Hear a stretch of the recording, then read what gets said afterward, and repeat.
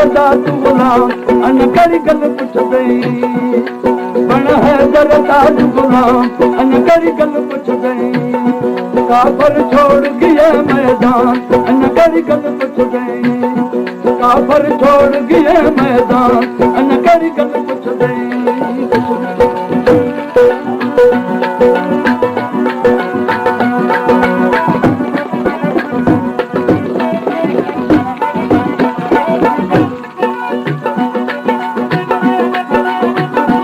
सरदार है बजे लड़ाई ते लो उन्हें 40 ॾींहं जंग करी काफरन के कुछ न थी सघो 40 रात सुनो सरदार कचारी क्यों वेठो लश्कर के जरा मुंझो ॾिसी पाण मुंझा थियण लॻा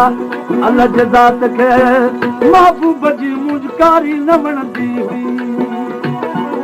वही खे हुक्म ॾिनई ओ वही जल्दी वञ लही मुंहिंजो महबूब मुंहिंजो वेठो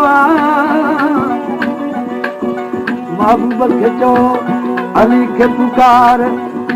अली अची वेंदो त ख़ैबर जो किलो फतह थींदो सरदार मदीने दे मुंह करे संतो करे या अली अदरकनी या अली अदरकनी या अली आवाज बुधी ची लबैक या रसूल मां चाहतो अचा सुनो सरदार दिल जायूं टोले लश्कर के केड़ी तरह सां जब शेर बहादुर औसी किला खबरदार तो उड़े थी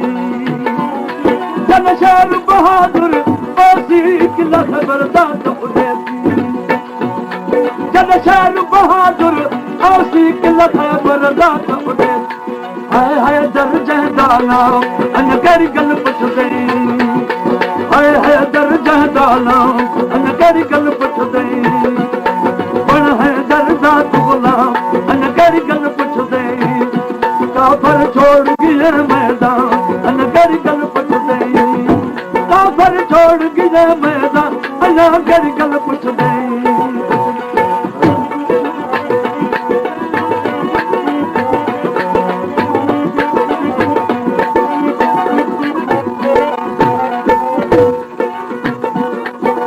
सुबह जो हैदरे करार अची लथो मैदान में या साहब पुछण लगा हैदरे करार के कहीं घुरायो